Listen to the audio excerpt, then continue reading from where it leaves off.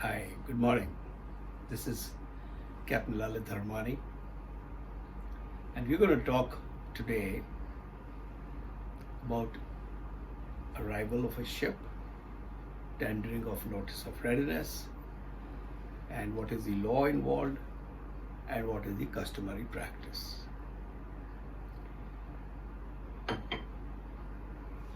When a vessel is on a voyage charter, her preliminary voyage starts from the time she leaves the uh, last port. Perhaps she's on ballast, and she starts the ballast leg of a voyage proceeding towards a load port. Under a voyage charter party, a vessel is required to give a notice of readiness upon arrival at the port of loading, and subsequently also at the port of discharge. But having said that, the English law requires us only to give notice of readiness at the load port. At the discharge port, the law doesn't require, but for mutual consent, as agreed in the charter party, we also give notice of readiness at the discharge port, which is generally the most common practice. The point here is, first of all, we have to decide, is this a voyage charter party? Is it as a voyage charter party, is it a port charter party or a berth charter party? This decides whether the notice of readiness can be given, whether once she reaches the port, whether she's at berth or not. And in the second case, she can only tender notice of readiness once she arrives physically at the berth, which is a question of fact. Nobody can deny either she's at the berth or she's not at the berth. But most disputes in charter party over the years, the charterers and the owners both contending either she has arrived at that port and the notice of readiness that she has tendered is valid, or the charterers may refuse that she is not arrived at that port, so the master has given a invalid notice of readiness, in which case the lay time cannot commence, nothing can happen, and perhaps no demurrage will accrue if that is upheld. So before we can talk about that, let us first say, what do we understand by what is an arrived ship? Now, merely arriving physically at a port of loading does not make a ship which has arrived, the arrival cannot only make her an arrived ship. There are other conditions that must be met. So first, for a valid notice of readiness, a ship must have arrived where she was supposed to arrive. If it's a port charter party, then she should be arrived within the port. If it's a berth charter party, then she has to physically arrive at that berth. But that's just one point. The second is that the vessel should be ready in all respects to load the cargo which is being planned to be loaded.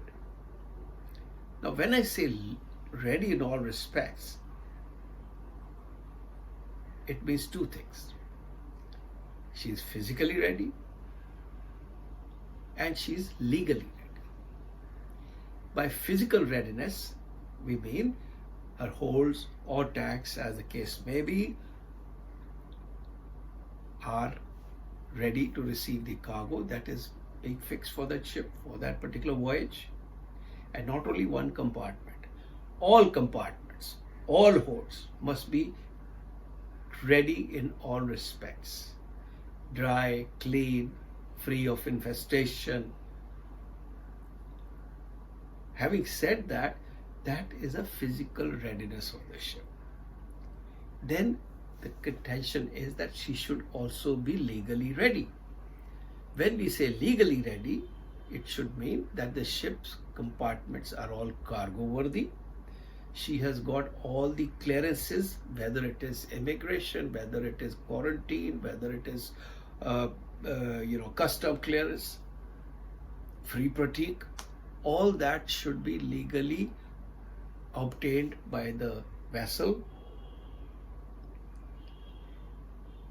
and she should be, most important, ready to receive the cargo that is being planned for her for this particular voyage.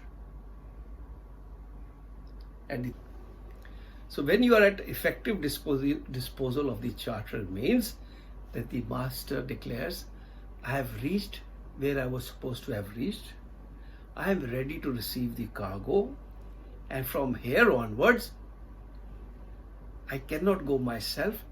Whenever you tell me, wherever you tell me, I will proceed. I am at your effective disposal. Now, once these conditions are met, the vessel has an arrived ship.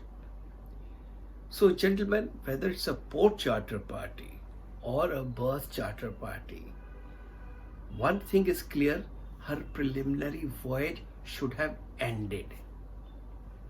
A vessel cannot really give a notice of readiness when she is adrift off the port, still underway. She should have ended her voyage, legally speaking. It is another matter because charter party is not the law. It's a legal agreement between two people, and they have mutually agreed. Yes, you can we will receive the notice of readiness at the first pilot, or upon entering a certain area of a port, or passing a certain navigation lighthouse or something. It has been mutually agreed. The law has nothing to say about that. But if nothing else is mentioned in the charter party, then the ship should have ended her voyage. From the practical point of view, gentlemen, merely end of sea passage is not the end of the voyage. Arrival pilot station is not the end of the voyage, unless, of course, the charterer and ship owner have agreed. So, as far as the law is concerned, if it's a port charter party, you must be within the port, where ships customarily wait, and you should be at the effective disposition of the charterers. And in case of a berth charter party, you should have physically arrived at the designated berth and in all readiness and at the charter's effective disposal. The charter's effective disposal would also include all your machinery is working. You are ready in all respects. Your holds can be opened. The cranes are all workable. The pumps are primed. And if you require crew for running any part of the ship, they should be available. Your gangway should be lowered in time so that the charters can effectively use your ship. All these things become factors which later on run into disputes. So, a port charter party and a berth charter party, regardless of that, you have to be an arrived ship. Now let us proceed further.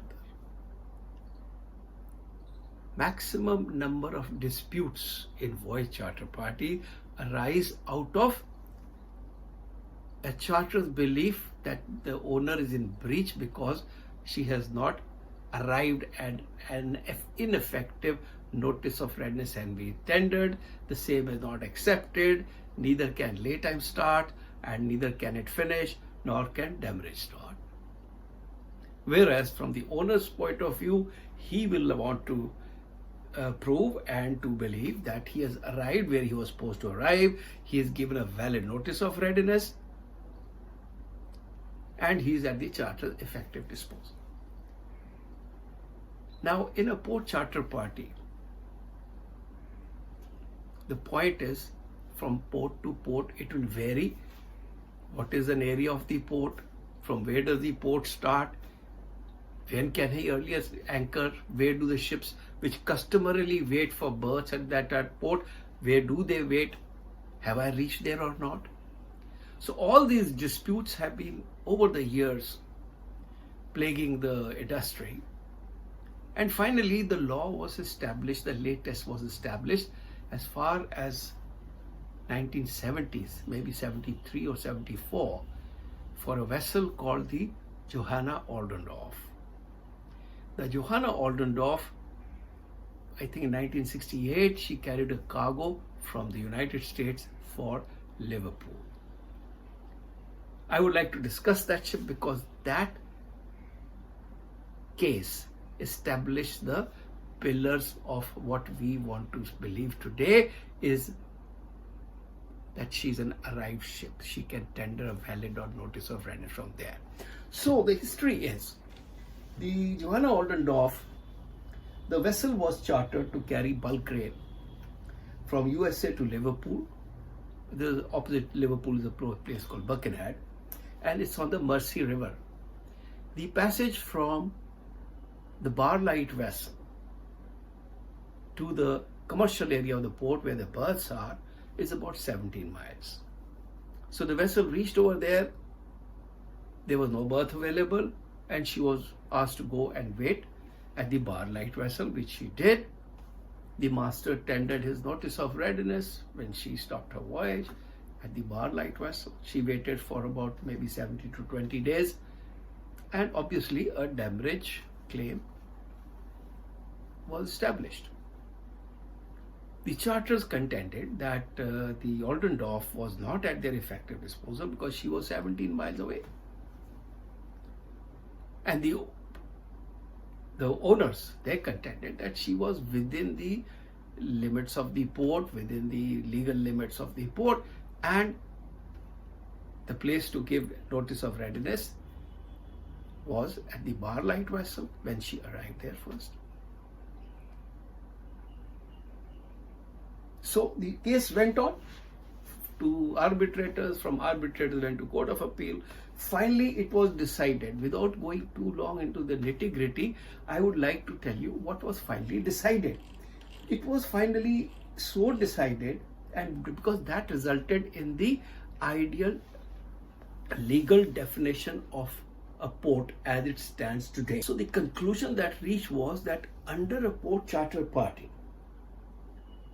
for a vessel to be an arrived ship, that is to say, a ship is at a place from where a valid notice of readiness can be given, she must have ended her voyage at the port named. Number one, the voyage must have been ended. The port named in the charter party must be given the meaning which those persons who use at the port, the shipping companies, the charterers, the users of the port, they feel that this is the area where ship has arrived within the port. Either that, then the physical limits of the port, they don't afford, are not really a reliable guide. Because in some ports, the pilotage starts maybe 24 hours before, some 12 hours, some 6 hours, some have a very short pilotage. So where do you arrive? So the what comes about is the area of some ports may be defined by law. You can have a chart where it says the limits of the port. There can be a national law which says this is the limits of the port. As some of you, we do look at our charts, we have the port limits, pegged lines and tell us that's the limit of the port, fine. But that doesn't happen in all the ports. So the law had to be established. So a vessel has not reached her port of destination until it has ended its voyage within the port, and she must be within the administrative, fiscal and legal limits of the port. Now these things, administrative, that means she comes within the control of the port authority. Fiscal, from where her administrative dues, etc. can start.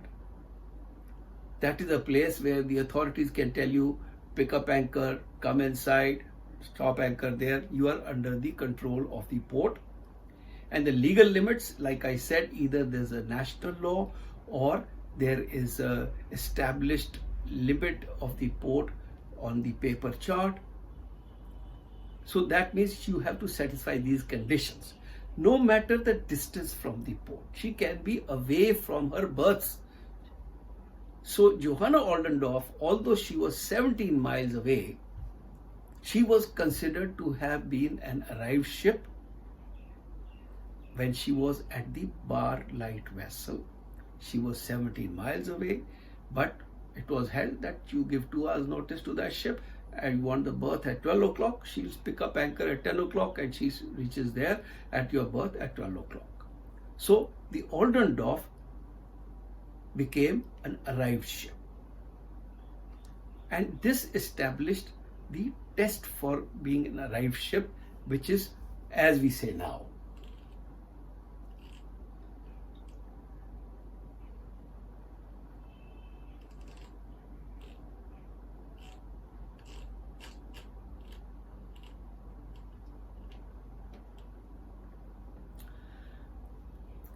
Now, under a port charter party, a vessel can be said to have arrived if it can proceed directly to a berth or dock. Then she has arrived when she reaches the berth. Whether it's a port charter party or not, there's no stoppage. She keeps going, sailing, and she gives lines ashore and she's fast. She gives the notice of readiness upon arrival. Then, if it cannot do so, if it cannot go directly to the berth, then what happens?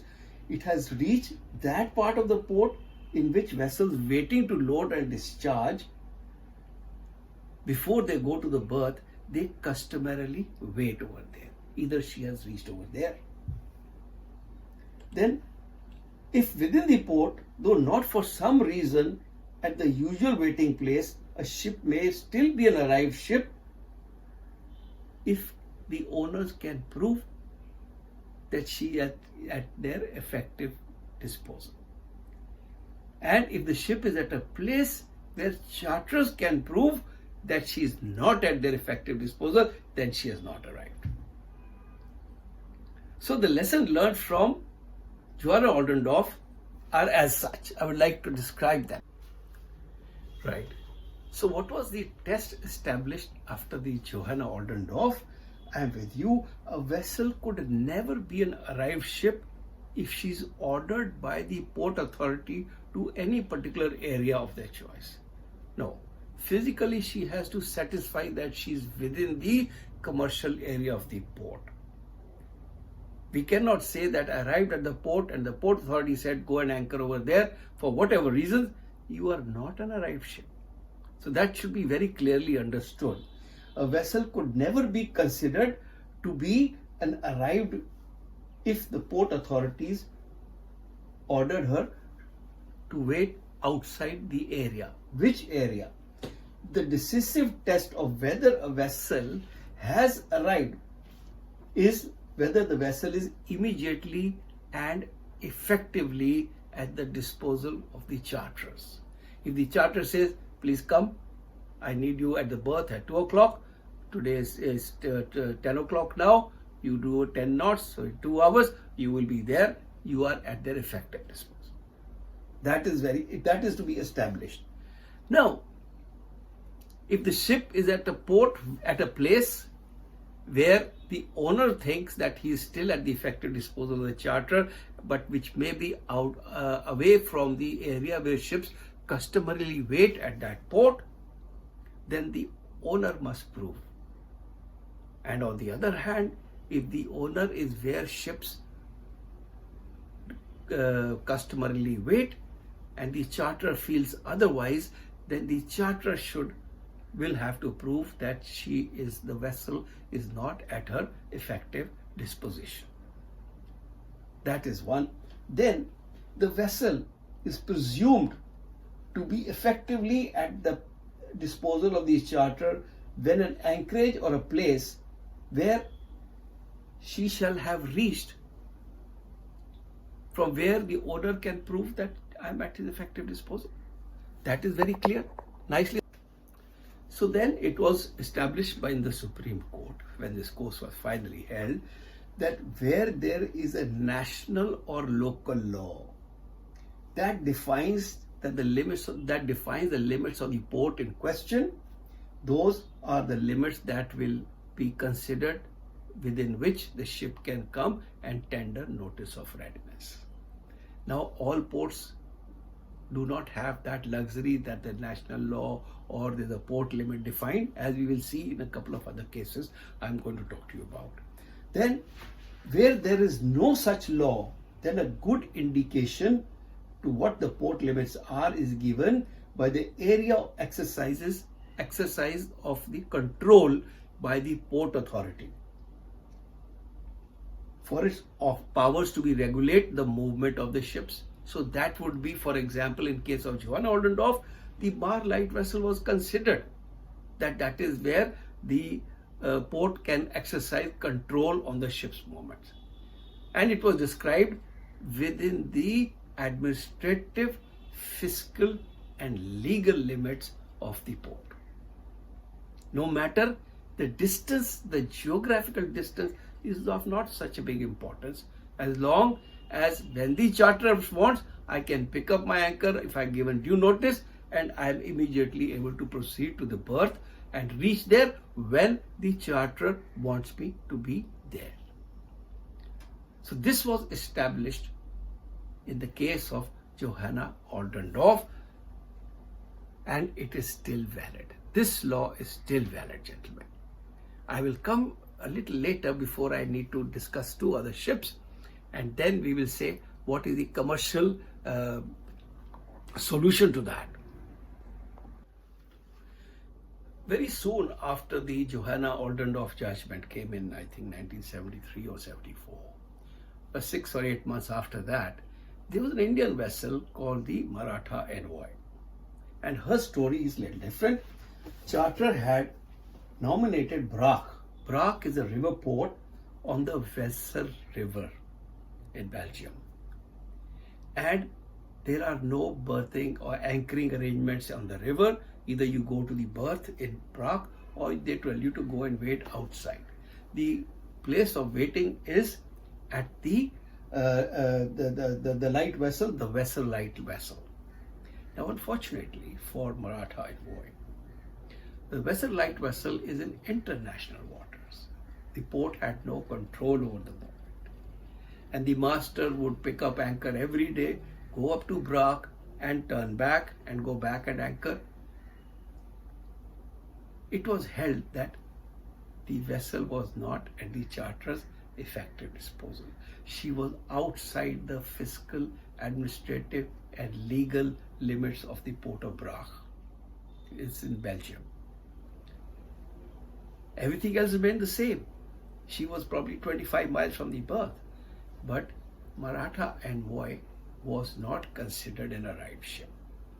And every time the master went from his anchorage at Weser Light to Brac and then turned back, it was described by the judge, it was a frolic of the master. He was doing it for his own convenience or pleasure. The law did not accept that. So the important thing, once again, point comes is your voyage, the preliminary voyage should have ended. Now, well, as time goes back, other ships come up, then another vessel tested this, and that ship was called the Arundel Castle, and that also, incidentally, the case happened in India. The port was Krishnapatnam, and I think this happened in 2017, not very long back. So the loading port in question was Krishnapatnam.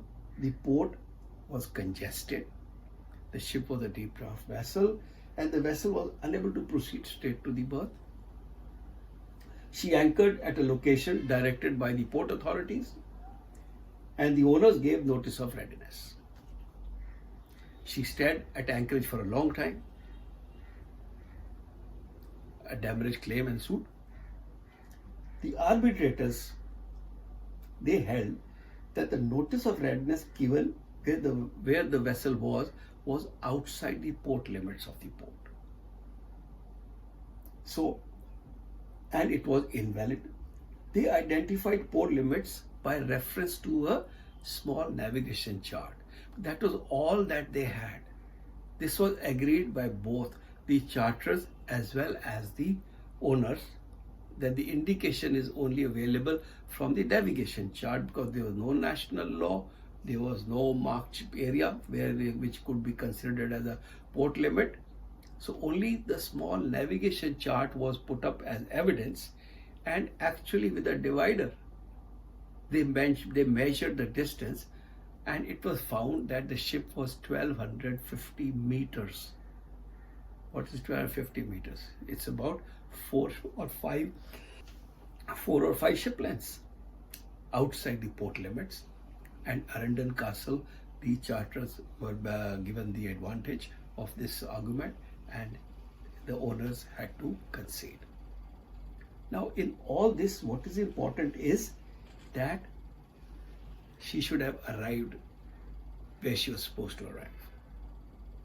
Merely a port authority ordering you to anchor somewhere cannot be used as a commercial place where the ship can tender notice of readiness. So, the thing that we have to see, where you are anchoring, is it within the administrative, legal and fiscal limits of the port, like Port of Calcutta. It is customary places where sandheads. You cannot proceed further than Sandhead. She has to wait over there. Calcutta is 120 miles from Sandheads. So in this case, a notice of readiness could be arguably given at Sandheads. So effective disposition, that means it takes me 5 hours to reach. Give me a notice, 5 hours notice to arrive at the berth, I'll arrive. So this is what the law says now. But from 1973 or 4, when Johanna Oldendorff established this ruling, in 2013, till that time, there were various disputes. Arundel Castle happened 2017. Maratha and Voyage, like there were so many ships, which, because every ship, every port had an individual waiting area, approach from the how far from the port, whether it was within limits or not. So it had to be decided by case to case. Like in case of Johanna Oldendorff, she was 17 miles but within the port. Maratha and Voyage was 25 miles but she was not within the port. So to make it more easier, BIMCO made definitions of, the port definitions or charter party definitions in 2013. That is the latest one that we use.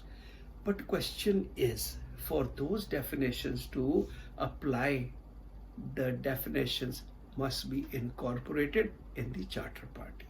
If they are not, Johanna Oldendorff judgment will apply should there be a dispute.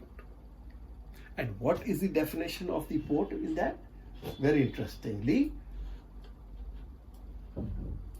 as you know, BIMCO is basically a NGO. She's a panel of IMO, and they go to great lengths to establish charter party law, the definition. They take care of the local laws, and they offer those charter parties, or they format those charter parties, which the members are then able to use. Now, because the law is very clear, and it does happen that the ships have to wait sometimes outside the control, away from the commercial area of the port. If charter and ship owner agree to the definition as defined in BIMCO, you will agree with me, then chances of disputes are less. So let us read the definition of a port, which is as per BIMCO, and if you and I agree in our charter party, it will solve us a lot of unnecessary disputes. Now here it goes. It says the port shall mean any area where vessels load or discharge cargo. And this area shall include, but not be limited to, berths and wharfs, anchorages, buoys, offshore installations, as well as places, now this is very important, as well as places outside the administrative, fiscal and legal limits of the port, no matter the distance from the commercial area of the port, where vessels are ordered. Now, if you are ordered to an area outside the administrative area, you can still tender notice of readiness, provided the charter party has incorporated PIMCO 2013 in the charter party. So, gentlemen, basically this is the basis of all disputes. Have you arrived or not? A practical advice: whenever the master, whenever he has to tender notice of readiness, if he is in doubt, he should not hesitate to continue giving notice of readiness every 12 hours. This was again established in a case of a vessel called the Happy Day, where the master gave a notice of readiness which was presumed to have been not a valid notice. The charter never accepted it, and ship kept on discharging cargo for 3 months. Incidentally, this also happened in India, in Cochin. So Indian shipping industry has contributed a lot to that effect, to the current maritime practices. So anyway, the ship started to discharge cargo, but NOR was not accepted. The master did not repeat the NOR. At the end of 3 months, the charters claimed that we have not even used your laytime because NOR has not been received nor accepted, a valid NOR. So in fact, they demanded that you should give me dispatch. Bizarre as it may seem, but believe you me, the arbitrators, the lower court and the court of appeal, they all agreed with the charters that the notice of readiness was invalid. So dispatch never, in fact, dispatch was payable and demurrage never accrued. But it took 12 years for the Supreme Court in this case to reverse that judgment, and it was, I think, very, fairly decided that the moment the charter started using the ship, the moment they started discharging the cargo, laytime could start. But remember, this happened after 8-9 years of judicial exercise. So having said that, the court, they opined. They said that had the master repeated his notice of readiness every 12 hours.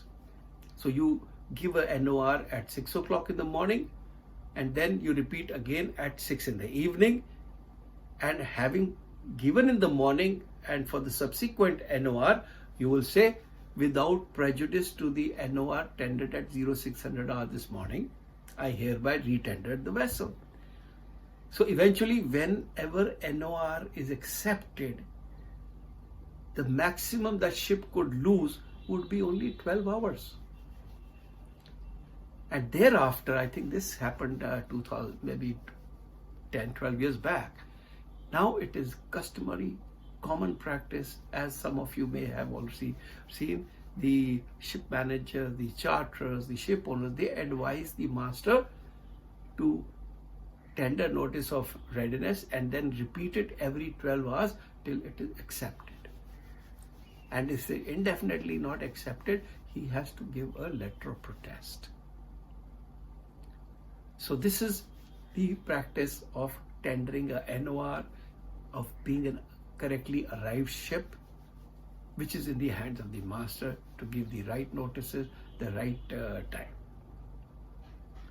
So gentlemen, today we end our chat once again for this week. I sign off from Ship Ahoy, wishing you happy sailings. Those of you who are at sea, stay safe, come back home. Fair winds, always from behind. Stay blessed, gentlemen. I shall see you next week. Have a nice day.